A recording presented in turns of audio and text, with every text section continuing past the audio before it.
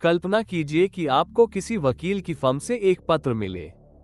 पत्र में लिखा हो कि आपका कोई दूर का रिश्तेदार, जिसे आप जानते भी नहीं थे, मर गया है और उसने अपनी सारी संपत्ति, लाखों रुपए, आपके नाम कर दी है। आप क्या करेंगे? शायद पहले तो आपको शक होगा। आजकल इतने घोटाले होते हैं कि कोई भी तुरंत विश्वास नहीं करेगा। लेकिन फिर भी आप उस पत्र को फेंक नहीं देंगे। क्यों?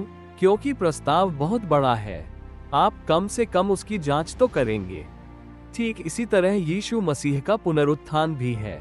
हो सकता है आप संदेह करें, हो सकता है आपको ये कहानी असंभव लगे, लेकिन यह इतना बड़ा दावा है कि इसे नजरअंदाज नहीं किया जा सकता। क्योंकि यीशु का पुनरुत्थान केवल किसी धुंधले स्वर्ग का वादा नहीं करता। यह वादा करता है एक नया शरीर, एक नया और पूर्ण संसार, अपने प्रियजनों के साथ जीवन और परमेश्वर के साथ अनंत संगति। यूहन्ना 20 में हम देखते हैं कि यह पुनरुत्थान 3 बातें दिखाता है। पहली, ये बहुत ही तर्कसंगत है। जब मरियम मगदलीनी खाली कब्र देखती है, वो दौड़कर पतरस और यूहन्ना को बताती है। वे दोनों कब्र की ओर दौड़ते हैं। पतरस अंदर जाकर कफन के कपड़ों को देखता है। वे कपड़े वहीं पड़े हैं, व्यवस्थित तरीके से। अगर कोई कब्र चोर होता तो वह इतने कीमती सुगंधित कपड़ों को क्यों छोड़ता? और अगर शिष्य शरीर चुराते तो वे शरीर को नग्न क्यों ले जाते? शिष्य सोचने लगते हैं। वे सबूतों को देखकर तर्क कर रहे हैं। यही सच्चे विश्वास का तरीका है। सच्चा मसीही विश्वास अंधा विश्वास नहीं है। ये सोचने, जांचने और समझने से पैदा होता है। दूसरी बात, पुनरुत्थान अनुग्रह से भरा हुआ है। यीशु सबसे पहले किसे दिखाई देते हैं? मरियम मगदलीनी को। बाइबल बताती है कि कभी उसके अंदर 7 दुष्ट आत्माएं थीं। समाज में उसकी कोई प्रतिष्ठा नहीं थी। फिर भी यीशु उसी को चुनते हैं कि वो पहली गवाह बने।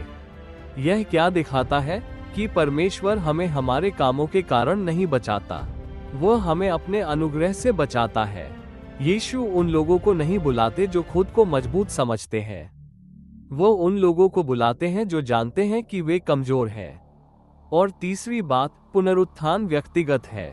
जब मरियम रो रही होती है, यीशु उससे पूछते हैं, तू क्यों रो रही है? लेकिन वो उन्हें पहचान नहीं पाती। फिर यीशु सिर्फ एक शब्द कहते हैं, मरियम, और उसी क्षण सब बदल जाता है। क्यों? क्योंकि जब यीशु उसका नाम लेते हैं, वो समझ जाती है, यह मेरा प्रभु है। ये हमें एक गहरी सच्चाई सिखाता है। हम अपनी पहचान खुद नहीं बना सकते।